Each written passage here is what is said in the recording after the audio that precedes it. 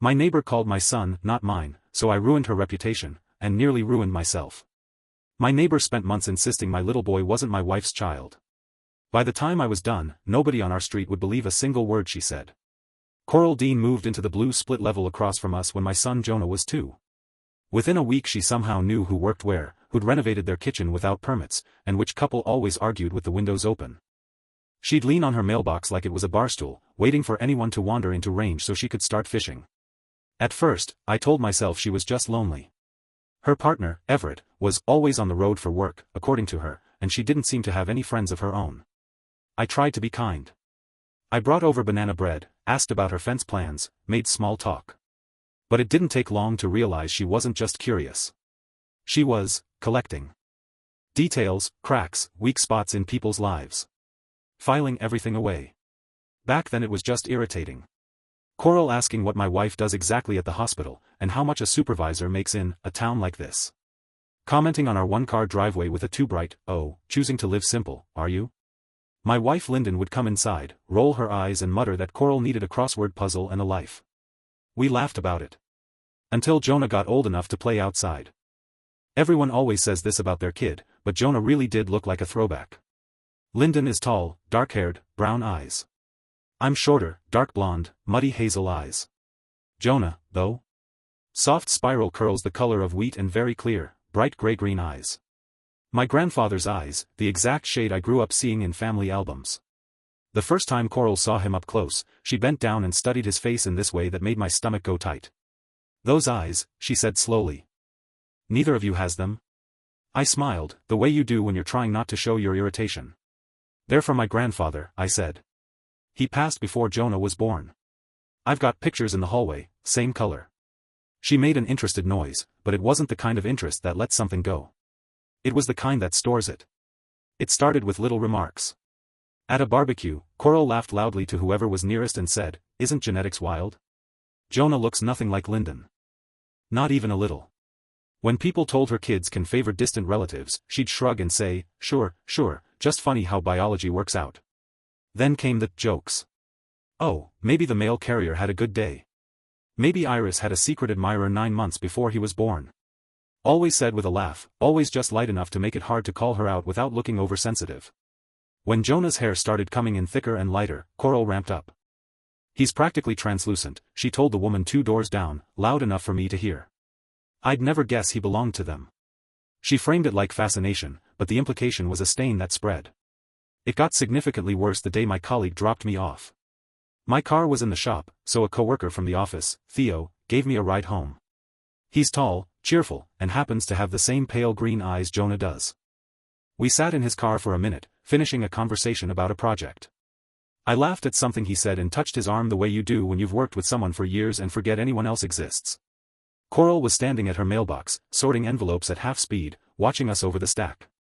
The next morning, at the bus stop, she started. "So Iris," she said in a sing-song voice, "who was that very handsome man dropping you off yesterday?" "A friend from work," I said. "My car's in the shop." She tilted her head. "He sure looked comfortable in your driveway. And would you look at that, same eyes as Jonah. Isn't that something?" By the end of the week, 3 different neighbors had asked my wife in that careful, fake casual tone, "Everything okay at home?" One of them actually used the words, "You know how people talk." The awful part is that we might have ridden it out, just another round of Coral's poison, if the urgent care visit hadn't happened. Jonah woke up one morning hot and glassy-eyed, listless in a way that made everything in me go cold.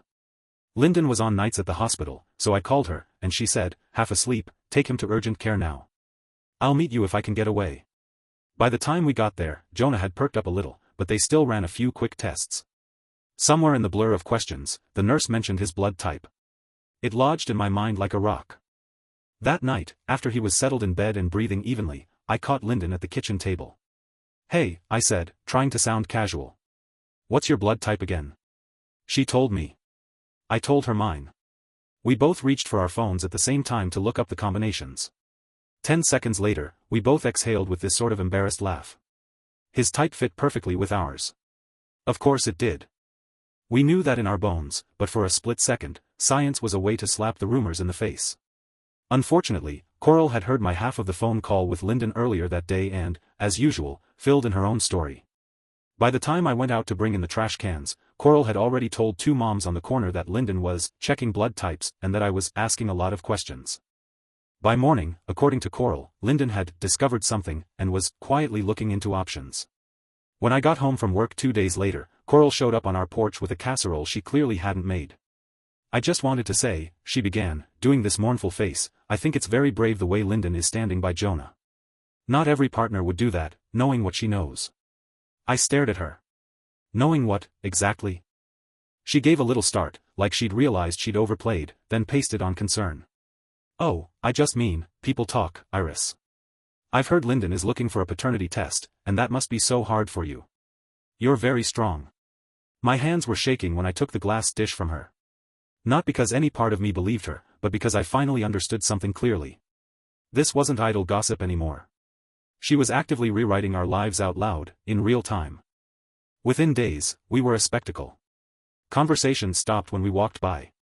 One neighbor actually pulled her boy away when Jonah toddled toward him, muttering something about not getting involved in our drama. At the grocery store, an acquaintance cornered me near the oranges and said, "Whatever happens, just remember Jonah's innocent in all this." I had to close my eyes because if I didn't, I was going to throw the bag of fruit. Lyndon wanted to print out charts, records, anything, stand at the bus stop and wave science in everyone's face. "I'll show them," she said. "I'll staple his blood work to every door on this street if I have to." I knew exactly how good that would look, desperate. Defensive. Guilty. "No," I said, feeling something inside me click into place.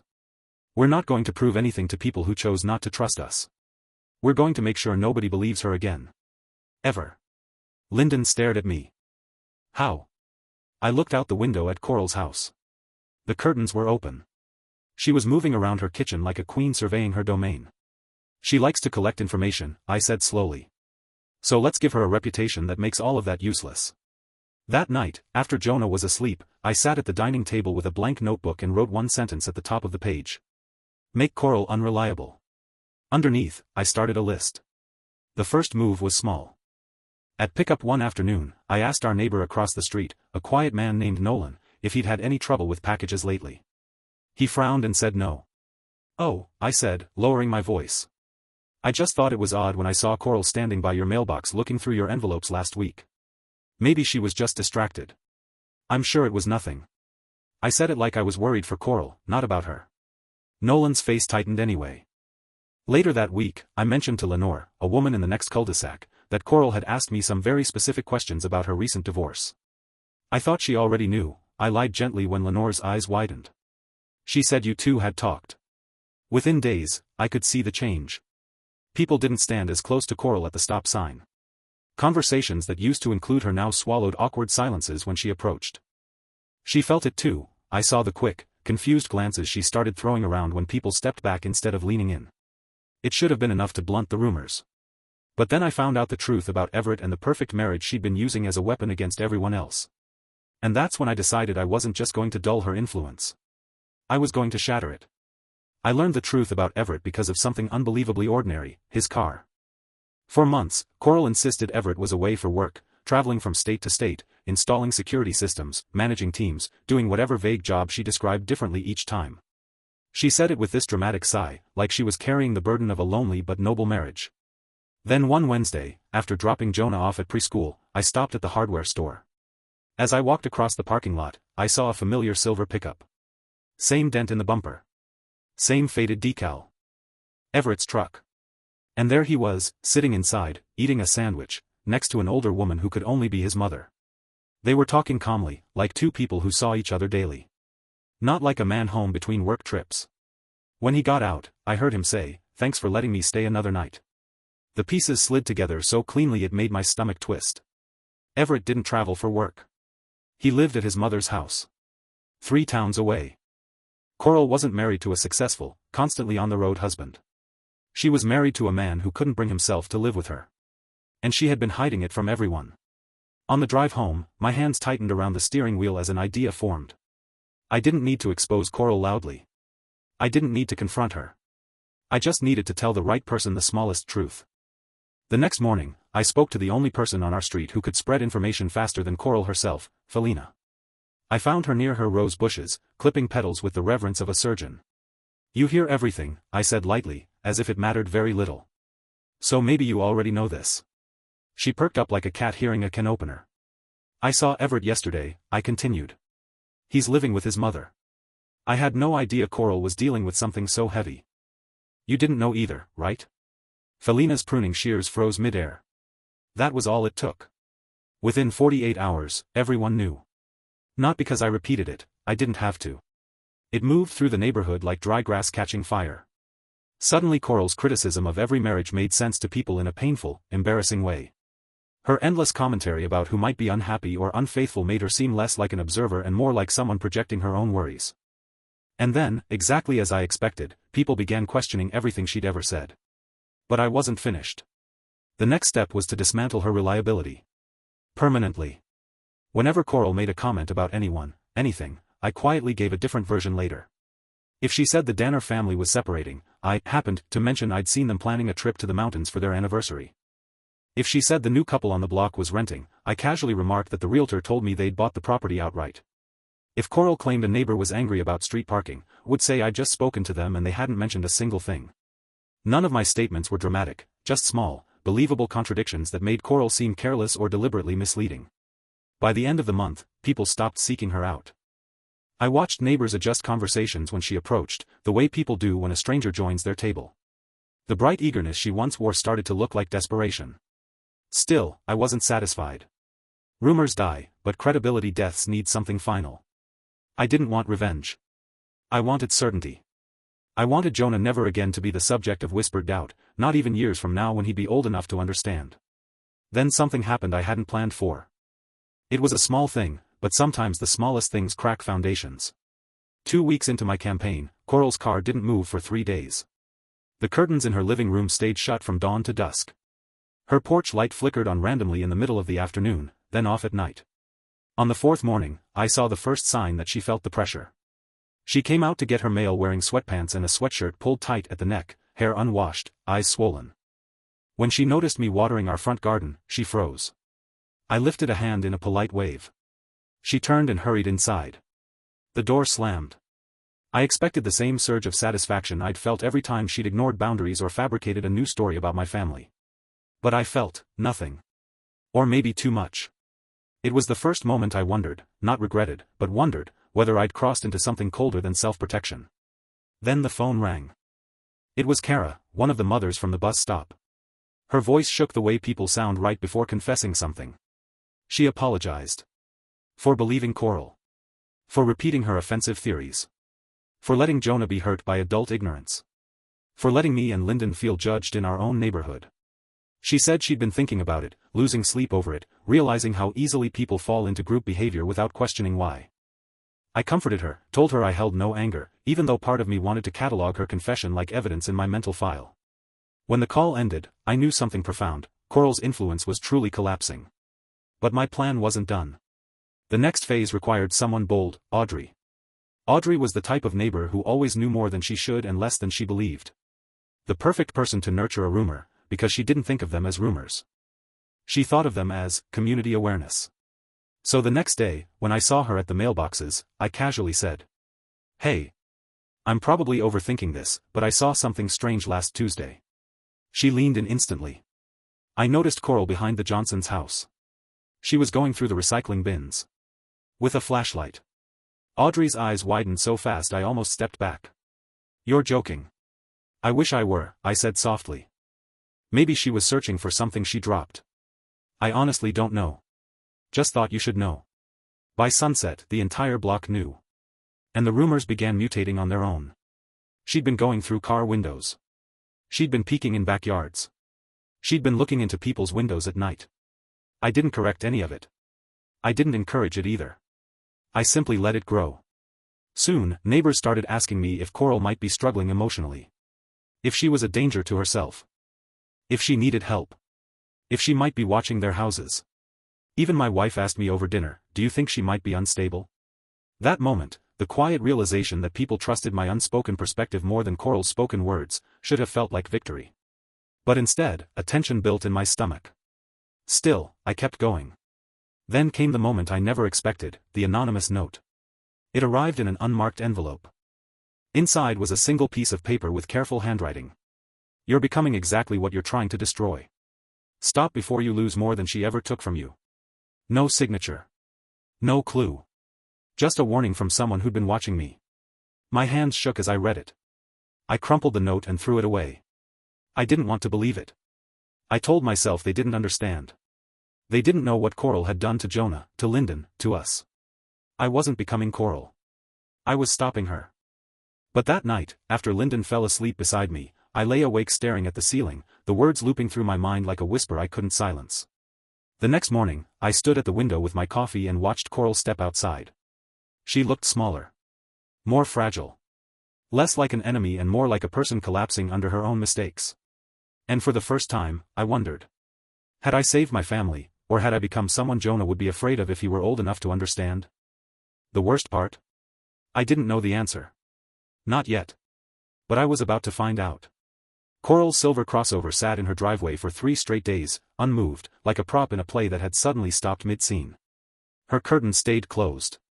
No dog barking. No music. No phone calls on the porch. Just silence. It was the loudest thing on the street. From my kitchen window, I watched that house way more than I wanted to admit. While I rinsed dishes. While I packed Harper's lunch. While I pretended to prune plants that did not need pruning. This was what I'd wanted, right? For people to finally see her as the problem. For the center of gravity on this street to shift away from her and back toward us. For her to sit alone with the consequences of what she'd done. So why did it feel like indigestion instead of victory? My phone rang while I was staring at her shut blinds. It was Kara.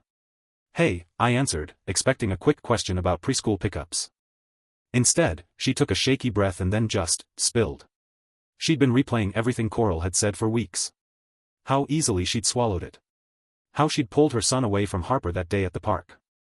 How she'd let someone else's narrative override everything she actually knew about me. I feel sick about it, she said. You've never given me a reason not to trust you. And I let her make me look at you and Harper like, her voice cracked. Like there was something wrong with you. I did all the right comforting friend things. I told her Coral was manipulative. I told her anyone could have fallen for it. I told her I wasn't holding a grudge. On the outside, I was Grace. On the inside, I was ticking off another mental box. Kara, back on my side. Coral, down one more person. Coral's social circle was collapsing exactly the way I'd planned. The next day, I bumped into Audrey at the mailboxes. Audrey was the unofficial newswire of our street. If you wanted something to travel fast, you didn't post it on Facebook. You mentioned it to Audrey like it barely mattered. I probably shouldn't even say this, I murmured, lowering my voice, but I saw something weird last Tuesday. Her eyes sharpened instantly. I told her I'd seen Coral at 10 at night with a flashlight behind the Johnsons' place, going through their recycling bin. I added a slight frown and a soft, it just felt off. Total lie. I'd been on the couch watching a baking show that night. But Audrey's pupils dilated like I just poured gasoline on fresh coals. That's concerning, she said. I'll keep an eye out. No, you'll tell half the street by dinner, I thought. 2 days later, it was like watching dominoes fall. A mom from 2 blocks over asked if I'd noticed Coral acting strange. A guy across from her house wanted to know if we should be worried about her mental health. Another mom whispered that she'd heard Coral was rifling through people's trash and peeking in windows. I put on my concerned face. Soft voice. Lots of, I don't know, but, and, I just hope she's okay. I wasn't just killing her credibility anymore. I was actively rebuilding her into something else, a problem. A liability. An unstable woman you didn't let near your kids or your secrets. That night, Mark dropped his bag by the door and told me Holden from down the street had pulled him aside at work. He asked if we were worried about Coral, Mark said, baffled. Apparently people are talking about weird stuff she's been doing. He looked genuinely confused. People notice when someone's always in their business, I said breezily, drying a plate. She made her bed. He frowned like something about that answer didn't sit right with him, but he let it go. The truth was, I barely had to touch the wheel anymore. The rumors were driving themselves. So I decided to institutionalize it. I texted a bunch of the neighborhood moms, everyone except Coral, and suggested starting a community safety group. Something official sounding. Something noble. With everything going on in the world, I wrote, it would be good to have a structure for sharing information and watching each other's homes. Every single woman replied yes within an hour. We held the first meeting at Kara's. 12 women, mismatched mugs, store-bought cookies, and a thin layer of self-righteousness over everything. I opened with a little presentation about communication standards. How we should be careful. How we shouldn't spread unverified information. How we should protect, not harm. Bethany, who had yanked her daughter away from Harper in front of everyone, jumped in eagerly. I just think we've seen, she said, carefully not saying Coral's name, how dangerous gossip can be. We should, agree not to do that anymore. Heads nodded all around. People chimed in about respecting privacy and not weaponizing information. We literally wrote bylaws. If anyone had said out loud, "This is clearly about Coral," it might have broken the spell. But they didn't. They just sat there, feeling virtuous, while we basically passed social legislation against a person who had no idea we were meeting. I walked home that night buzzing. I'd taken my private mission and turned it into policy. The group itself was a muzzle I'd slipped over Coral's face, and everyone thanked me for it. The high lasted exactly one day. The next morning, there was an envelope in my mailbox with no return address. Inside, a single piece of paper, handwritten. "You're becoming just like her. Stop before you destroy yourself, too." My stomach dropped. The handwriting was neat, deliberate. Someone close. Someone who saw more than I wanted them to see. I stood in my kitchen, reading it over and over. I checked the loops and slants of the letters, but it didn't click yet. I crumpled the note, tossed it in the trash, and told myself whoever wrote it didn't understand. They didn't know what it felt like to hear a stranger imply your husband might not be your child's father. They hadn't watched their 4-year-old get avoided on the playground because some woman decided to turn real life into a soap opera. This wasn't revenge, I told myself. This was protection. I repeated that all night, staring at the ceiling while Mark snored softly next to me and Harper mumbled in her sleep down the hall. I didn't believe it as much as I wanted to. 2 days later, Coral finally came out of her house in the middle of the day. I was watering the front flower bed on purpose, hose already in hand. She wore sweatpants, an oversized t-shirt, and the kind of messy ponytail that happened when you just stop trying. She shuffled to the mailbox, shoulders hunched, eyes darting toward Kara's and Bethany's houses. Our eyes met for half a second. I lifted my hand in a small, neutral wave. Her face flushed. She grabbed her mail without looking at it and practically ran back inside. The door slammed. I heard her lock click from across the street. Instead of satisfaction, that hollow feeling opened up in my chest again. I shut off the hose, stood there dripping water onto my shoes, and realized I'd turned myself into someone she had to flee from. That afternoon, Harper was on the living room rug, making her dolls go to school, when she looked up at me and asked, "Why doesn't Miss Coral wave anymore?" I paused in the doorway. "She used to always wave," Harper said, wrinkling her nose. "Today she saw us and went inside really fast. Is she sick? Did we make her mad?" The words landed like stones. I knelt next to my daughter and lied with terrifying ease. "Sometimes grown-ups have problems that have nothing to do with us," I said. "If Miss Coral is sad or mad, it's about her, not you." Harper seemed satisfied. Kids are so trusting. She went back to making her dolls argue over who got the sparkly backpack. I stood up and walked back to the kitchen, hating how fluent I'd become in half-truths. A day later, the bank gossip reached us. Audrey came over, practically vibrating with news. She'd seen a teller from the branch downtown, someone's cousin or cousin's cousin, I don't even remember. The story spilled out in breathless fragments. Coral's husband had filed for legal separation. He'd asked for the house. He'd put down the whole down payment before they married. The mortgage was behind. There were missed payments. Notices. Meetings. "She must be freaking out," Audrey said, eyes bright. "I almost feel bad for her." Almost. I made sympathetic noises, but my head was spinning. I had wanted her isolated. I had wanted her exposed. I had not pictured court filings and potential foreclosure. That night, Mark came home, turned off the stove when he saw I'd let dinner burn, and looked at me like I was somewhere else entirely. "What's going on?" he asked. I told him about Coral's husband, the separation, the house. I expected him to be smug. Maybe relieved. Something. Instead, he was quiet for a long time. Finally, he said, "Maybe we should invite her over for dinner." I actually laughed. "You're joking." He shook his head. "She's clearly falling apart. Maybe if we talk to her, we can at least. I don't know. End this. For everyone. You want to have dinner," I said slowly, "with the woman who told our neighbors our daughter wasn't yours." "I want to stop watching someone implode on our lawn," he said. It doesn't make me feel better. It just makes everything uglier. So now I'm the problem? I snapped. I didn't say that, he replied. I'm saying we're past protecting ourselves. This feels like punishment. Ongoing punishment. Well, maybe she deserves it, I shot back. He stared at me for a long time. You sound more interested in seeing her suffer than in keeping Harper safe. We went back and forth until my voice went hoarse and Harper called from her room, asking us to please stop yelling. That night, Mark took his pillow and a blanket and went to sleep in the guest room without a word. The next morning, I woke up alone for the first time in our marriage. He made Harper breakfast, walked her to the bus, and left for work without looking at me. I looked at myself in the bathroom mirror. My reflection stared back, eyes shadowed, jaw tight. I didn't look like someone who'd been wronged. I looked like someone in the middle of a war she'd started to enjoy. I told myself I had to double down.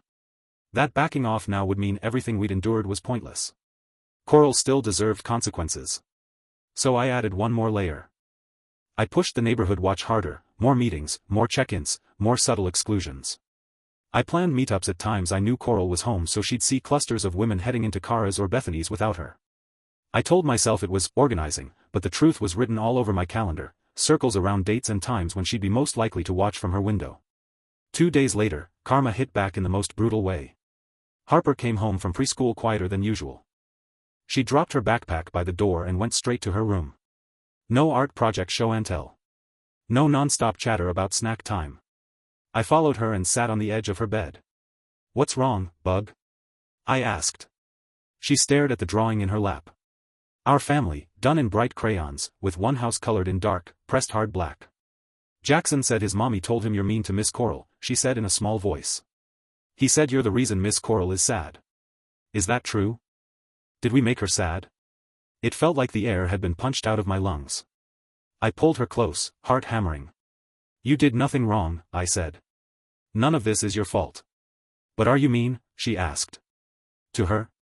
I opened my mouth and nothing came out. Because for the first time since this started, I wasn't sure how to answer. The fall block party ended up being exactly what the street needed.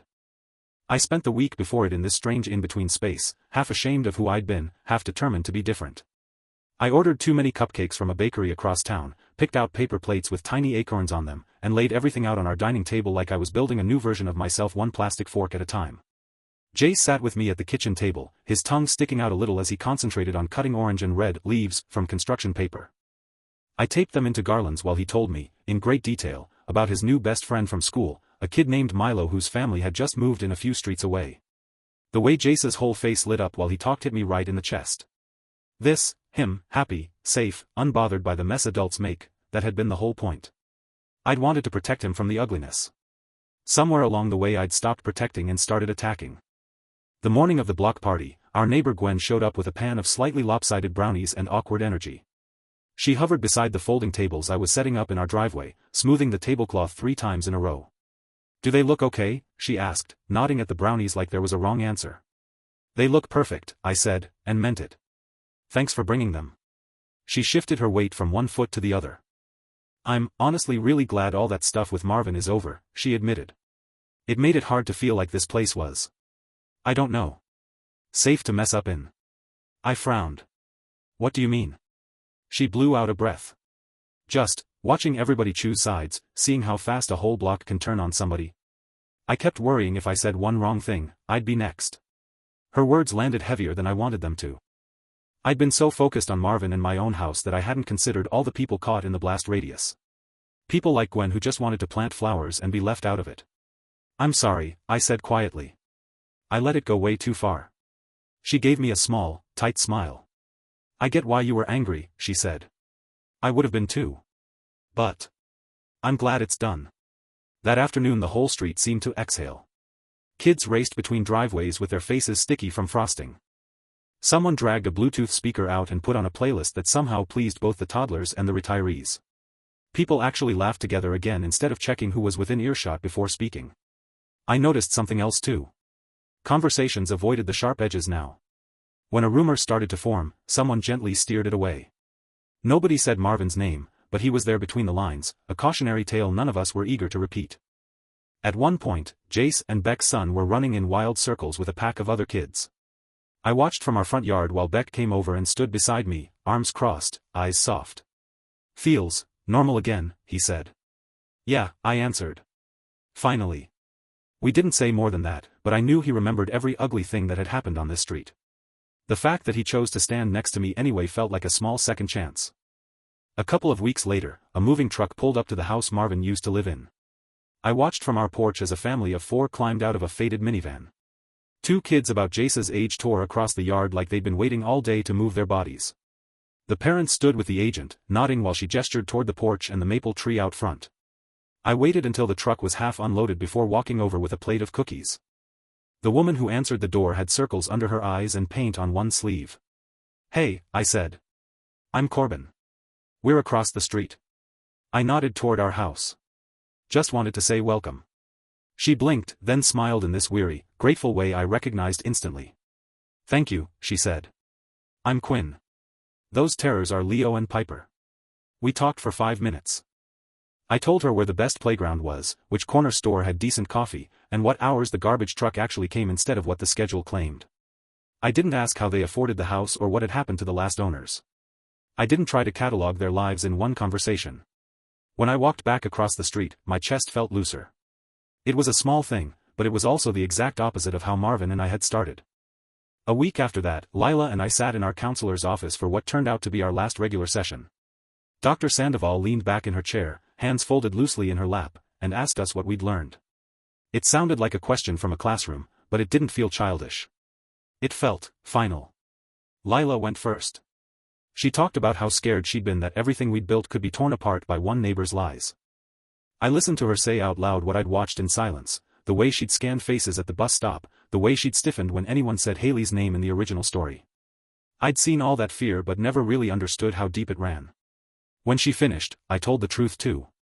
That I'd been so terrified people would question Jace's place in our family that I'd gone to war instead of trusting our reality to stand on its own.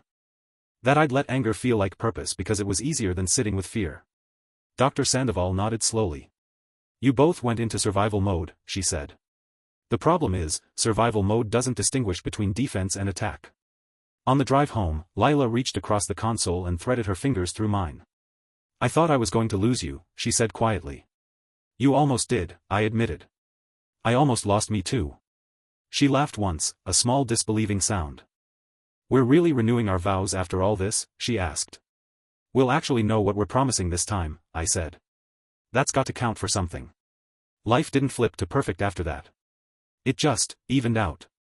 The neighborhood watch fizzled out on its own. People stopped replying to group texts, then stopped sending them. One day Carrie sent an email saying maybe it was time to rethink our structure, which was a polite way of saying we'd built a whole club around suspicion and she didn't want any part of that anymore. I didn't argue. I let it go. When neighbors bumped into me at the mailboxes or over the hedge, the conversations shifted. Less, "Did you hear about," and more, "Need an extra ladder," or, "Do you know a good plumber?" Every time someone started to drift toward gossip, I had a choice. And slowly, I started choosing differently. At school, I got a call from the principal asking if I'd join their parent advisory committee. My first instinct was to say no. I didn't trust myself not to turn any organized group into some kind of weapon if I got scared again. But then I pictured Jay sitting in that classroom, trusting the adults around him to make good choices. I didn't have to be perfect. I just had to be better. "I'd like that," I said. "As long as you're okay with someone who's made a lot of mistakes." The principal actually laughed. "Those are exactly the parents we need," he said. "The ones who know what not to do." Months passed. One Saturday in early spring, I sat on our porch steps while Jace and a couple of the new kids played tag on the patchy grass out front. Their shouts echoed up and down the block, high and free and completely untouched by everything that had happened here before they arrived. Jace's hair caught the light when he ran, those pale curls that had started this whole nightmare when Marvin decided they didn't match mine. I watched my son shriek with laughter as he dodged a clumsy tag and realized something that should have been obvious all along. His place in our family had never been fragile. The only thing fragile had been my ego. For a long time, I'd believed I needed to crush Marvin to prove Jace was mine. But Jace had never needed that. He just needed me to show up. To pack his lunch. To sit in tiny plastic chairs at school performances. To be there when he had nightmares and when he scored his first goal and when he cried about scraped knees. The street had moved on. New stories, new problems, new people. Marvin was a name that showed up once in a while when someone said, "Remember that guy who used to live there," and then faded again. He wasn't a threat anymore. He was a lesson. Lila came out and sat beside me, her shoulder pressing lightly against mine. "What are you thinking about?" she asked. "Foundations," I said. She smiled, recognizing the callback to the speech I'd once given on that muddy construction lot inside the story we twisted so many times. "Strong ones?" she asked. I looked at Jace, cheeks flushed, shoes untied, calling out to me to "Watch this, Dad," like the entire world began and ended with my attention. "Stronger than I thought," I said. As the sun slid lower and the shadows stretched across the lawns, I realized this quiet, ordinary moment was what I'd been fighting for the whole time. Not victory. Not revenge. Not the satisfaction of watching someone else lose. Just this. My son's laughter in front of our house. My wife's hand resting over mine. A street that felt, finally, like a place where we were not being judged, just living. And for the first time since all of it began, that felt like enough. Thank you for watching the video. Like it if you watched the video to the end and don't forget to subscribe. Have a nice day.